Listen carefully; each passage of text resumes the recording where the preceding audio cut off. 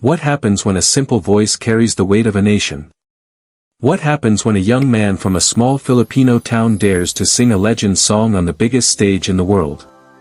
The lights were brighter this time. The silence felt heavier. He stood there again, not just as a contestant, but as a story still unfinished. Part 1 had surprised the world. But Part 2 would test his soul. His name was Miguel Santos. 23 years old. Soft-spoken, humble, and quietly brave. Back home in a small coastal town in the Philippines, he was just a delivery helper. A son who worked long days. A dreamer who sang at night. Beside him in spirit was his mother, Elena. A widowed seamstress with tired hands and a hopeful heart. She believed in him even when the world did not. And watching from behind the judge's table was Simon Cowell. Simon Cowell. Sharp-eyed. Honest. A man not easily impressed. The first time Miguel sang an Elvis Presley classic, the audience felt nostalgia. But Simon had only nodded. Careful. Unconvinced. Now, the stakes were higher. Miguel was about to sing again. Another song by Elvis Presley. Another risk. Because singing Elvis is dangerous. The voice must be strong. The soul must be deeper. And comparisons are cruel. The stage was quiet. The crowd waited. The judges leaned forward. Some whispered that lightning never strikes twice. Some believed his first success was luck. But Miguel knew something they did not. He was not trying to be Elvis. He was trying to be a son who kept a promise. A promise made beside a hospital bed years ago. A promise whispered through tears and fear. This performance was not about fame. Not about applause. Not even about winning. It was about proving that dreams from small places can echo loudly across oceans. The music was about to begin. Would his voice tremble under pressure? Would Simon raise an eyebrow again in doubt? Or would something unexpected happen? Something powerful enough to leave even Simon Cowell speechless. The lights dimmed. The first note floated into the air. And the world held its breath. Miguel Santos grew up where the ocean never stopped moving. In a small fishing town in the Philippines, life was simple, but never easy. Their house stood on wooden stilts. The walls were thin.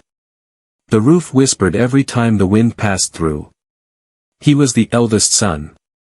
Responsible. Quietly strong. After his father passed away, Miguel became the man of the house at 19. He never complained. He simply woke up earlier. Every morning before sunrise, he helped unload boxes at a small delivery shop. His hands were rough from lifting. His back often ached before noon. But he never left home without humming a tune. Singing was his escape. Not loud. Not for attention. He sang while washing dishes. He sang while fixing broken chairs. He sang softly when he thought no one was listening. Old songs filled his heart. Especially those of Elvis Presley. Miguel did not understand English perfectly. But he understood emotion. He felt the longing in every note. At night, after work, he would sit outside their house with an old second-hand radio. The signal was never clear.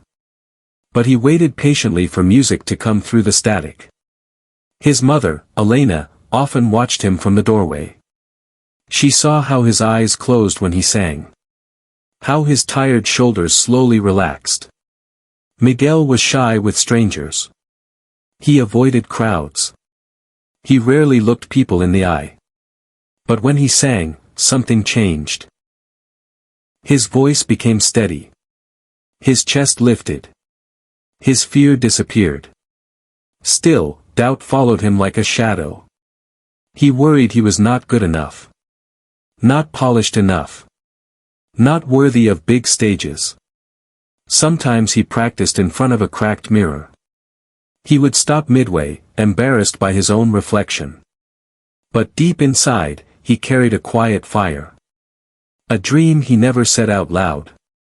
Now, standing on that massive stage far from home, Miguel felt the same mixture of fear and hope. His hands were slightly cold. His heart beat fast. But beneath the nervousness was something stronger. A son's determination. A young man's promise. And a voice waiting to be heard. Miguel's dream did not begin on a stage. It began in a hospital room filled with silence. 3 years ago, his mother, Elena, became very sick. The doctors spoke gently, but their words felt heavy. Treatment was expensive. Far beyond what a delivery helper could afford. Miguel started working double shifts. Morning deliveries. Night warehouse cleaning. He slept little. He ate less. But still, the bills kept rising. There were nights he sat outside the hospital alone. Listening to the distant sound of traffic. Wondering if effort was ever enough. He blamed himself for dreaming. For singing.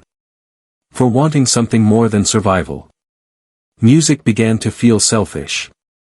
While other young men his age were chasing careers, Miguel was chasing receipts and pharmacy lines. His youth felt paused. Then one evening, Elena asked him to sing.